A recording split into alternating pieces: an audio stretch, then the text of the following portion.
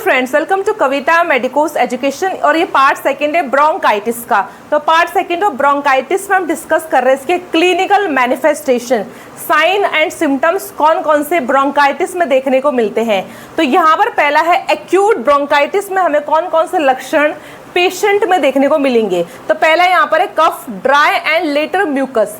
शुरुआती फेज में पेशेंट को जो कफ होगा एक्यूट ब्रोंकाइटिस में वो ड्राई कफ होगा और वो टेम्पररी बेस पे कफ होगा। अगर ब्रोंकाई में कुछ म्यूकस बन रहा है तो उसको बाहर निकालने के लिए हमारी बॉडी कफ रिफ्लेक्स करती है। तो शुरुआत में खांसी टेम्पररी बेस पे होगी और ये ड्राई कफ होगा और धीरे धीरे इसमें म्यूकस बनना शुरू हो जाएगा। फिर नेक्स्ट है यहाँ पर क्लियर एंड वाइट।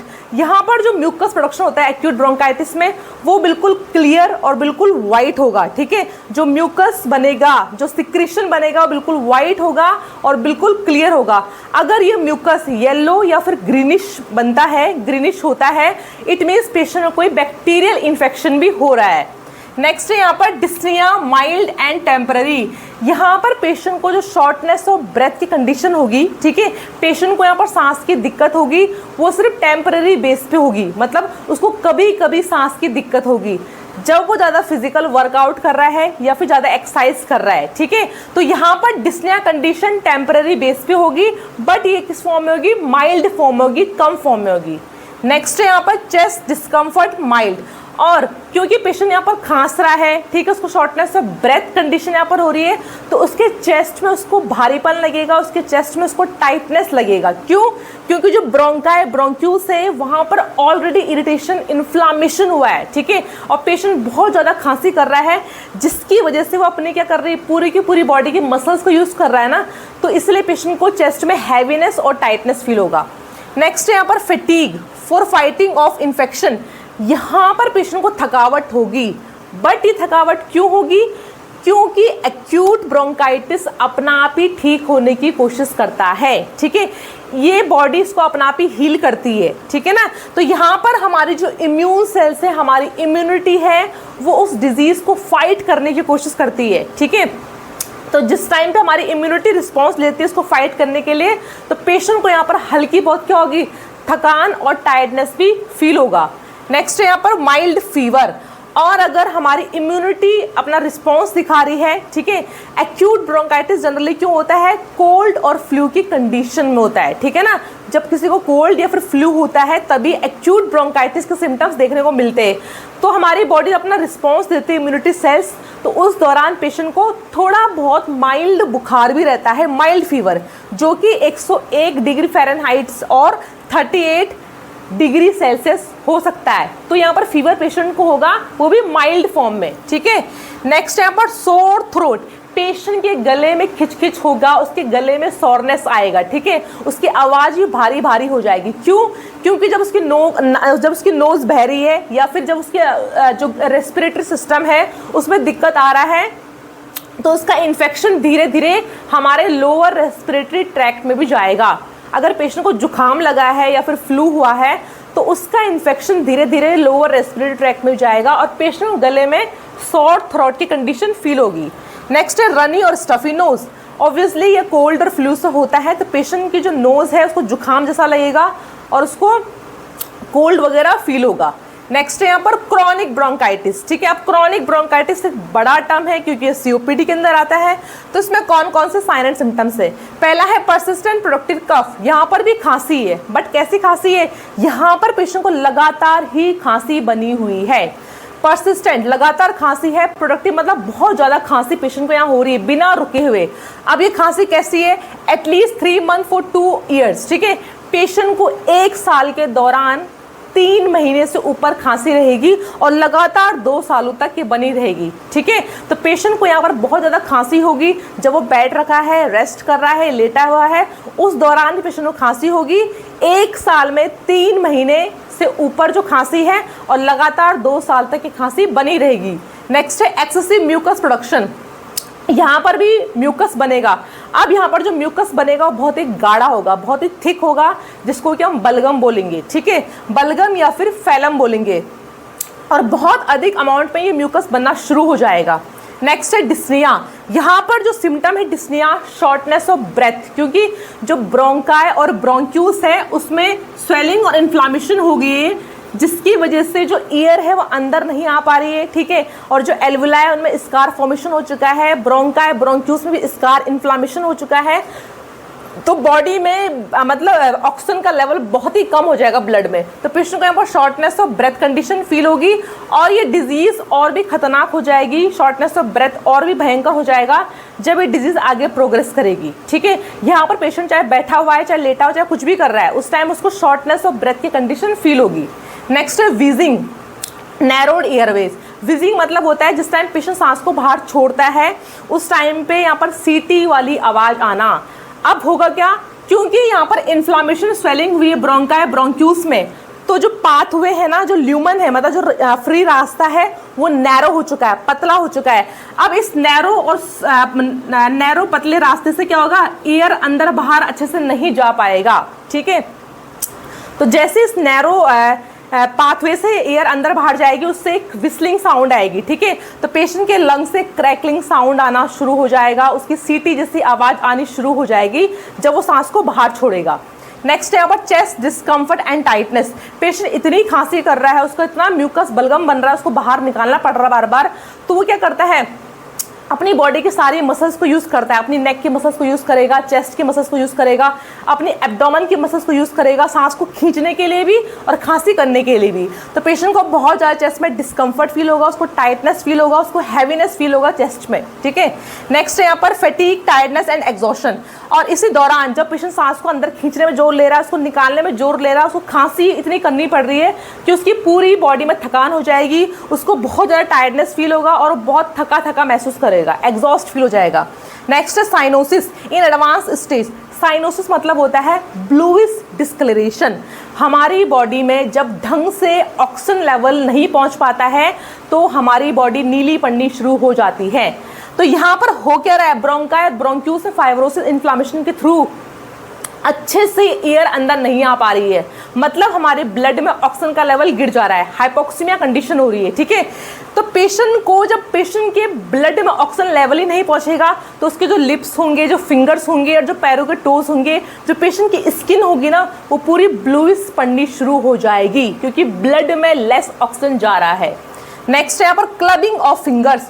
ये एडवांस स्टेज में होगा। अगर क्रॉनिक ब्रोंकाइटिस बहुत ही एडवांस स्टेज में आ जाता है, वो सीओपीडी का रूप ले लेता है, तो उस दौरान पेशेंट को क्या होगा, तो उसके ये फिंगर्स है ये बिल्कुल मोटे हो जाएंगे, ठीक है। क्लबिंग मतलब इनका बिल्कुल मोटा हो जाना, जो फिंगर्स होंगे पेशेंट के वो बिल्कुल थिक हो जाएंगे और जो उसके नेल्स होंगे वो आगे के लिए मुड़ जाएंगे, ठीक है। क्लबिंग मतलब उसके हाथ पैर ऐसे हो जाएंगे, तो उसके क्लबिंग ऑफ फिंगर्स हो जाएगा, ठीक है।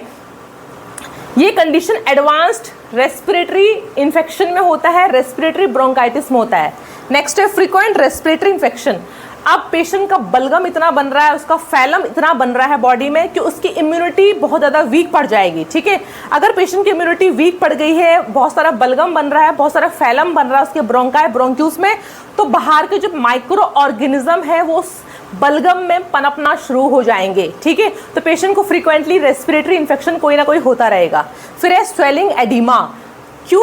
क्योंकि जो ब्रोंकाई ब्रोंक्यूस है, जो एल्वुलाई है, उनमें फाइब्रोसिस हो चुका है, ढंग से गैसेस एक्सचेंज नहीं हो पा रहा है, तो ब्लड ऑक्सीजनेशन नहीं हो पाएगा। जो राइट साइड का हार्ट है, जब वो ब्लड को प्योर होने के लिए लंग से भेजेगा तो वापस बैक फ्लो होगा राइट साइड में, ठीक है।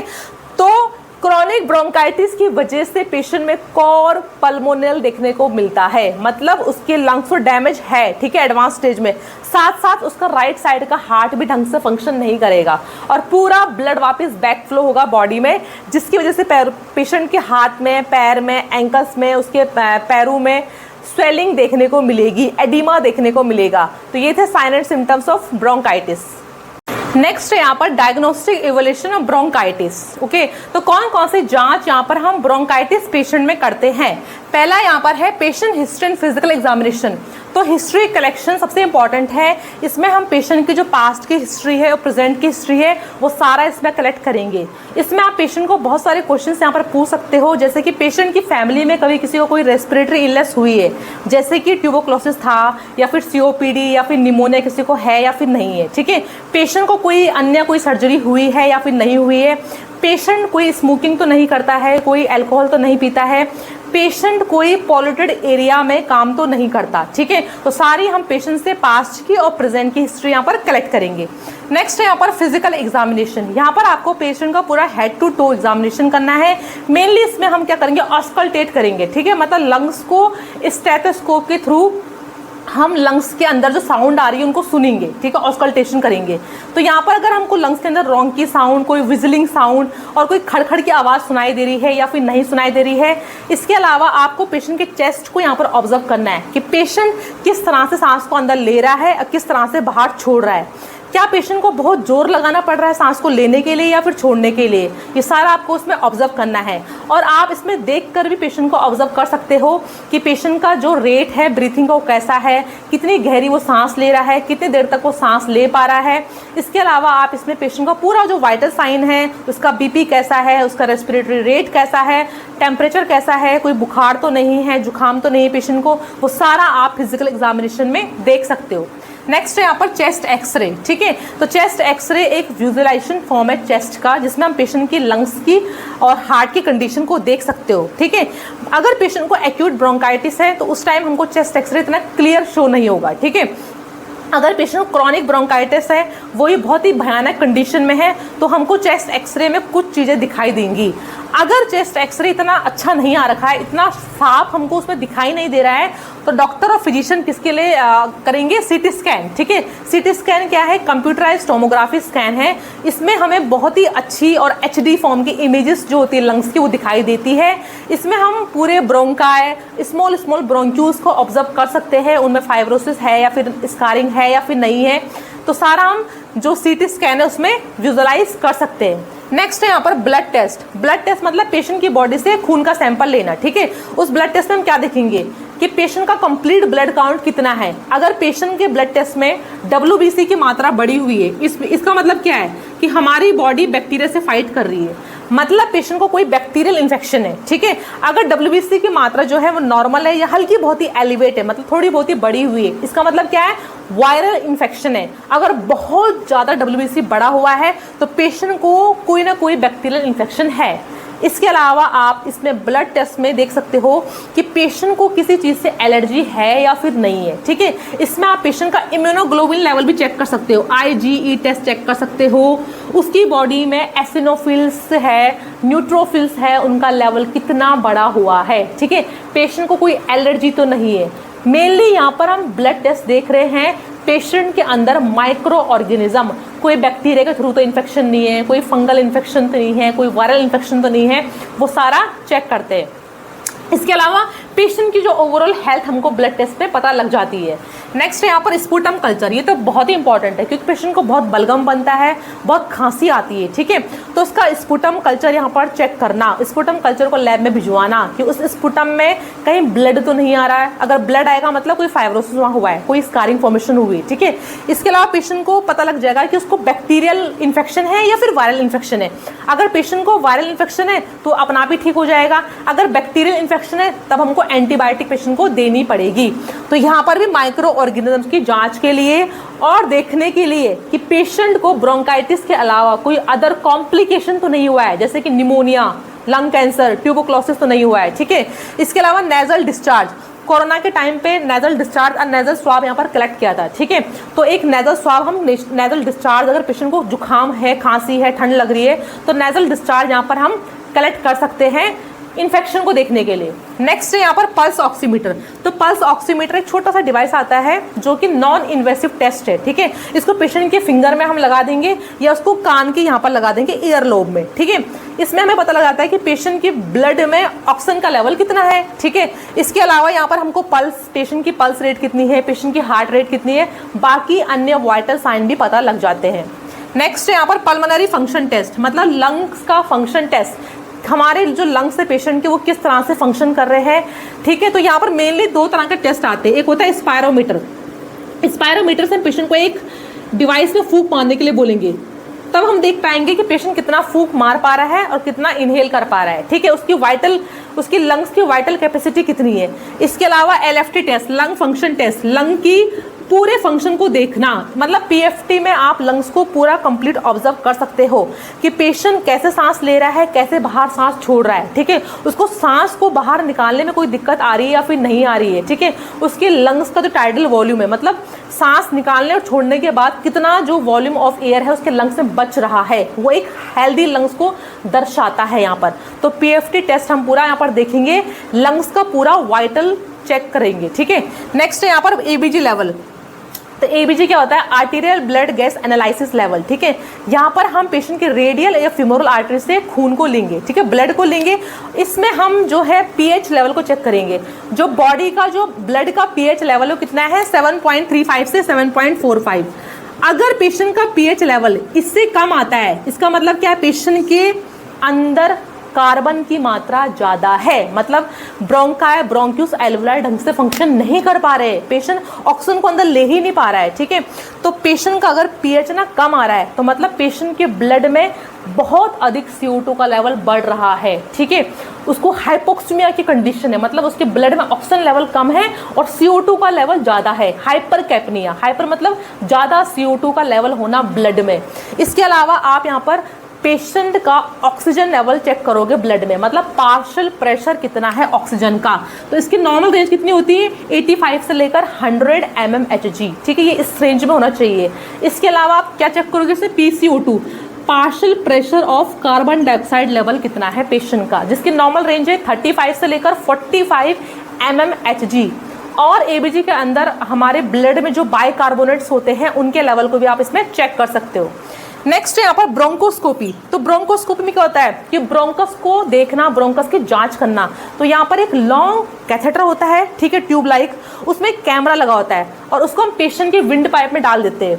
फिर इससे हम एक वीडियो में पूरा पेशेंट के जो ब्रोंकाई ब्रोंक्यूल्स है उनको वीडियोग्राफी में विजुअलाइज कर सकते हैं, ठीक है। इसमें हमको बहुत ही क्लियर मतलब वीडियो मिल जाती है कि उसमें जो ब्रोंकाई ब्रोंक्यूल्स है उसमें स्वेलिंग इन्फ्लामेशन क्यों है, वहाँ पर कोई फाइब्रोसिस स्कारिंग हुई है या फिर नहीं हुई है, ये पूरा हमको ब्रोंकोस्कोपी में पता लग जाएगा। इसके अलावा ब्रोंकोस्कोपी से ना आप पेशेंट की जो बायोप्सी है वो ले सकते हो, ठीक है, मतलब ब्रोंकस से कोई टिश्यू के सैंपल को ले देना, ठीक है, उसको लैब में भिजवाना कि वहाँ पर स्कारिंग क्यों हो रही है, वहाँ पर कोई लंग कैंसर तो नहीं होगा, वहाँ पर कोई ट्यूबरक्लोसिस तो नहीं होगी, मतलब ब्रोंकाइटिस के और भी अधिक कॉम्प्लिकेशन तो वहाँ पर नहीं होंगे, ठीक है।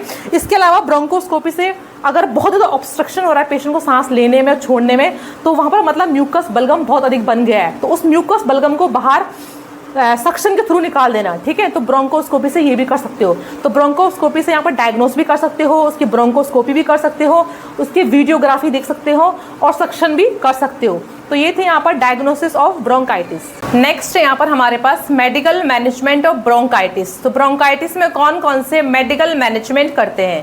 पहला है यहाँ पर ब्रोंकोडायलेटर्स, जैसा कि इसका नाम है कि ऐसी मेडिसिन्स जो ब्रोंकाई और ब्रोंक्यूल्स को डायलेट कर देंगी, ठीक है, जो स्पाज्म के थ्रू और कॉन्ट्रैक्शन के थ्रू जो ब्रोंकाई और ब्रोंक्यूल्स वो नैरो हो चुका है, यहाँ पर ये ब्रोंकोडायलेटर मेडिसिन उसको डायलेट कर देती है, ठीक है। यहाँ पर ये 3 क्लास में ब्रोंकोडायलेटर्स मेडिसिन आती है, जैसे कि पहला है बीटा-2 एड्रेनर्जिक एगोनिस्ट। यहाँ पर ये बीटा-2 एड्रेनर्जिक एगोनिस्ट क्या करता है कि बीटा-2 रिसेप्टर को रोक देता है, क्योंकि बीटा-2 रिसेप्टर स्मूथ मसल्स की कॉन्ट्रैक्शन करवाता है, ठीक है। अगर कॉन्ट्रैक्शन होगा तो वो ब्रोंकाई ब्रोंक्यूल्स नैरो हो जाएंगे, तो यहाँ पर ये बीटा-2 रिसेप्टर को रोकेगा ताकि जो स्मूथ मसल्स है ब्रोंकाई और ब्रोंक्यूल्स की वो डायलेट रहे और रिलैक्स रहे, ठीक है। नेक्स्ट है यहाँ पर एंटी क्लोनेर्जिक ड्रग्स। तो बीटा-2 यहाँ पर जो एंटी क्लोनेर्जिक ड्रग्स है नंबर 2 पे, इसका काम क्या है, यहाँ पर एसिटाइल कोलिन के फंक्शन को रोकता है, ठीक है। जो एक न्यूरोट्रांसमीटर है एसिटाइल कोलिन, वो क्या करता है कि जो ब्रोंकाई और ब्रोंक्यूल्स है रेस्पिरेटरी ट्रैक्ट में उसके कॉन्ट्रैक्शन को करवाता है, ठीक है, और वहाँ पर सिक्रीशन को ज़्यादा रिलीज करने में हेल्प करता है। बट यहाँ पर ये एंटी कोलिनर्जिक ड्रग क्या करेगी, उस एसिटाइल कोलिन के फंक्शन को रोकेगी। ठीक है, तो इससे क्या होगा, वहां पर कॉन्ट्रैक्शन नहीं होगा, रिलैक्सेशन होगा स्मूथ मसल्स का, और वहां पर सिक्रीशन जो म्यूकस निकल रहा है वो भी कम बनेगा। नेक्स्ट है यहाँ पर मिथाइलोजेंथीन्स। मिथाइलोजेंथीन भी बिल्कुल क्या करती है, स्मूथ मसल्स को रिलैक्स करने का काम करती है। तो यहाँ पर ये ब्रोंको डायलेटर्स दो तरह के आते हैं, शॉर्ट एक्टिंग ब्रोंको डायलेटर्स और लॉन्ग एक्टिंग ब्रोंको डायलेटर्स। जैसे कि नाम है शॉर्ट एक्टिंग बीटा 2 या फिर एंटीकोलिनर्जिक या फिर मिथाइलोजेंथीन ब्रोंको डायलेटर्स। ठीक है, जो शॉर्ट एक्टिंग ड्रग्स होती है वो क्या करती है, फटाफट से अपना एक्शन दिखाएगी, बट पेशेंट को बहुत ही कम टाइम के लिए यहाँ पर रिलीफ देगी, जैसे कि 4 से 6 घंटे के लिए। और नेक्स्ट आती है यहाँ पर लॉन्ग एक्टिंग ब्रोंको डायलेटर्स। ये अपना एक्शन धीरे धीरे दिखाती है, बट पेशेंट को लंबे टाइम के लिए आराम देती है, जैसे कि 12 घंटे के लिए।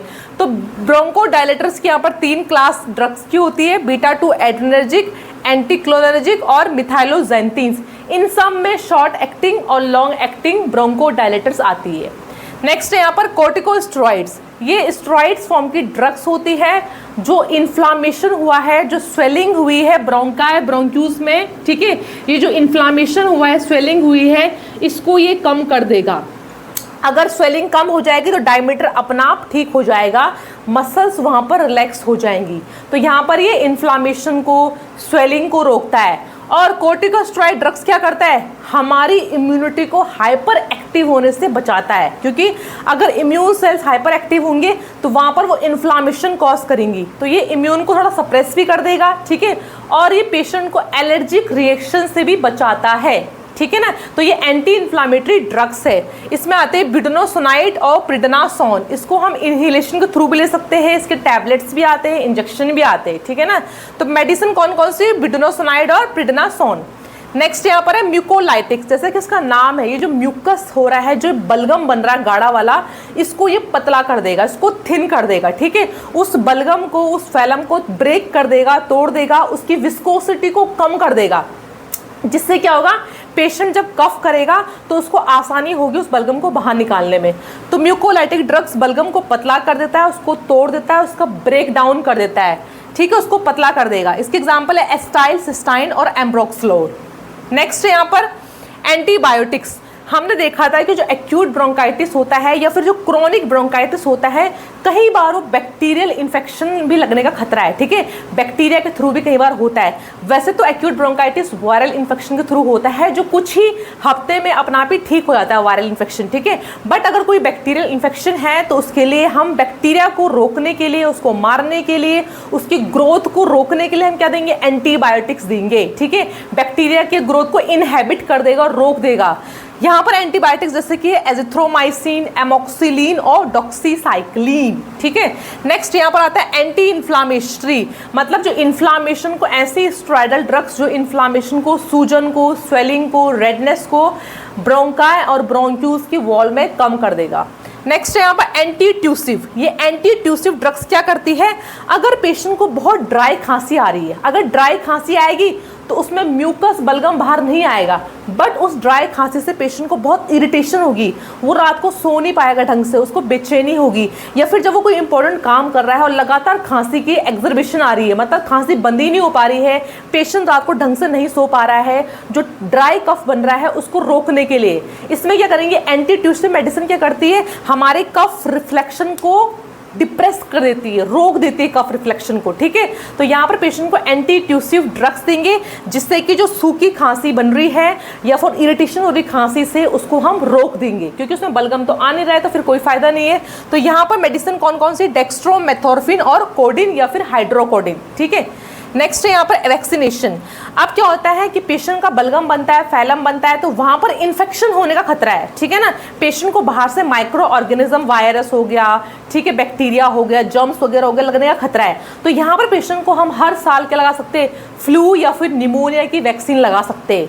फ्लू की वैक्सीन क्यों लगानी है? क्योंकि इन्फ्लुएंजा से बचने के लिए, ठीक है, पेशेंट को जो कॉमन कोल्ड हो रहा है जिसकी वजह से एक्यूट ब्रोंकाइटिस हो रहा है उसको रोकने के लिए, तो पेशेंट को हर साल यहाँ पर इन्फ्लुएंजा से प्रोटेक्ट करने के लिए फ्लू की वैक्सीन लगा सकते हैं। या फिर निमोनिया, जो बैक्टीरिया जो निमोनिया कॉज करता है, स्ट्रेप्टोकोकस निमोनिया नाम का जो बैक्टीरिया है जो वहाँ पर निमोनिया कॉज कर देगा, उस लंग की कंडीशन को और भी कॉम्प्लिकेट कर देगा, उसको रोकने के लिए यहाँ पर निमोनिया की वैक्सीन लगती है, ठीक है। नेक्स्ट यहाँ पर एनाल्जेसिक्स, अगर पेशेंट को खांस के बहुत दर्द हो रहा है छाती में, उसकी मसल्स में दर्द हो रहा है, तो उसको डॉक्टर की प्रिस्क्रिप्शन में हम एनाल्जेसिक्स मेडिसिन भी दे सकते हैं, जैसे कि ओपॉइड एनाल्जेसिक्स, जो कि जैसे कि हमारा हो गया पैरासीटामोल वगैरह, ठीक है, या फिर नॉन ओपॉइड एनाल्जेसिक्स।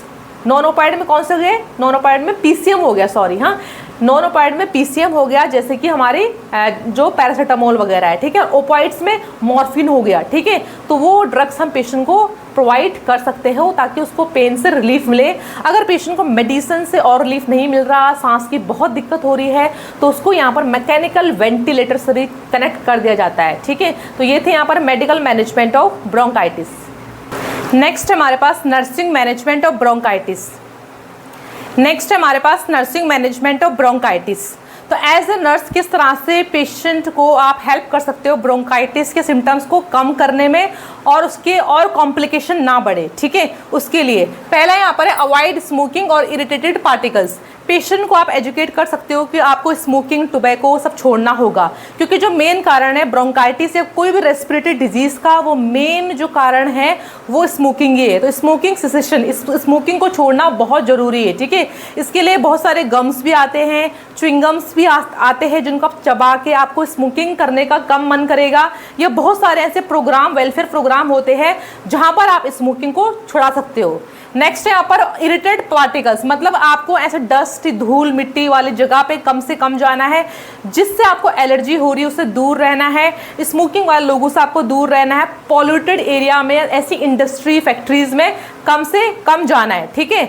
नेक्स्ट है यहाँ पर check vital signs and breathing pattern. Patient जब हॉस्पिटल में होता है उस टाइम पे उसके सारे वाइटल साइंस को हर घंटे में मॉनिटर करना बहुत ज़रूरी है। मेनली आपको उसका रेस्पिरेटरी जो पैटर्न है, ब्रीथिंग पैटर्न है, उसको नोटिस करना है, उसको सांस वो कैसे ले रहा है, ठीक है, कितनी वो क्या उसकी रेस्पिरेटरी रेट है, कितनी वो डीप ब्रीथिंग कर रहा है, सांस में उसको कोई दिक्कत हो रही है या फिर नहीं हो रही, उसकी बॉडी में कोई ब्लूइश डिस्कलरेशन तो नहीं हो रहा है, ठीक है। उसकी रेस्पिरेटरी रेट को, ब्रीथिंग पैटर्न को लगातार मॉनिटर करना और वाइटल साइन को। नेक्स्ट है यहाँ पर ड्रिंकिंग प्लेंटी ऑफ फ्लूइड्स, खूब सारा पानी पिए, हाइड्रेटेड अपनी बॉडी को रखिए, ठीक है। जितना हाइड्रेशन लेंगे, खूब सारा पानी पिएंगे, उस फ्लूइड से क्या होगा, जो म्यूकस बलगम जो जमा है उसको तोड़ने में इजी रहेगा, ठीक है। वो म्यूकस उस फ्लूइड के थ्रू इजीली बाहर आ जाएगा, ठीक है ना। तो फ्लूइड और हाइड्रेशन बहुत जरूरी है बलगम को, फैलम को तोड़ने के लिए। नेक्स्ट है यहाँ पर डीप ब्रीथिंग एक्सरसाइज।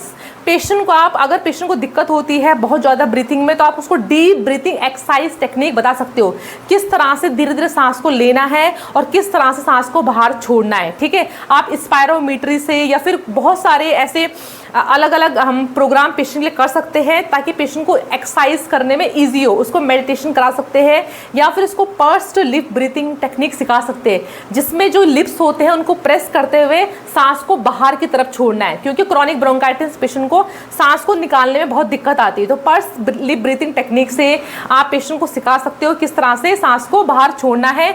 या फिर पेशेंट को अगर दिक्कत आती है तो आप उसको ना उसके बेड को एलिवेट कर सकते हो, उसको सेमी पोजीशन या फिर high Fowler position, semi Fowler position provide कर सकते हो, ताकि मतलब जो पेशेंट है वो सांस को आसानी से ले सके, ठीक है ना। उसके बेड को लगातार मतलब उसको पोजीशन चेंज करवाना ताकि उसके लंग्स वगैरह भी एक्सपेंड हो सके और उसको सांस में कोई दिक्कत ना हो। नेक्स्ट यहाँ पर क्या है, give steam inhalation humidifier use. Patient अगर घर में है या फिर आपके पास हॉस्पिटल में है तो आप उसको इनहेलर, स्टीम, नॉर्मल जो इनहेलर आते हैं स्टीम वाले, वो आप उसको भाप के थ्रू दे सकते हो, ठीक है। वो जो भाप लेगा अंदर की तरफ तो उससे म्यूकस जो बलगम जो गाढ़ा हुआ है, जिसकी विस्कोसिटी बहुत बनी है, वो बलगम पतला हो जाएगा, ठीक है। तो स्टीम इनहेलेशन पेशेंट यहाँ यूज कर सकता है। नेक्स्ट यहाँ पर ह्यूमिडिफायर यूज। ह्यूमिडिफायर अगर पेशेंट घर पे है तो उसको बोलना है कि अपने घर पे आप ह्यूमिडिफायर का यूज करो। वो क्या करेगा, ड्राई एयर को वेट कर देगा, क्योंकि ड्राई एयर को अंदर लेने में बहुत दिक्कत होती है, ठीक है ना। तो ह्यूमिडिफायर को यूज कर सकते हैं ताकि जो मॉइस्चर रहे मतलब एयर के अंदर।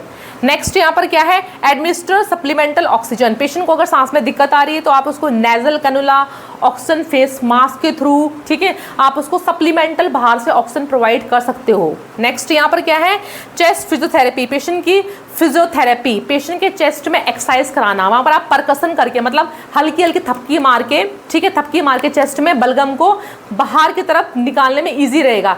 या फिर वहाँ पर चेस्ट की फिजियोथेरेपी करना, ठीक है, एक्सरसाइज कराना चेस्ट के, परकशन करना, या फिर एक मशीन आती है उसके थ्रू आप चेस्ट में लगा सकते हो जिससे वो बलगम जल्दी से बाहर निकल सके।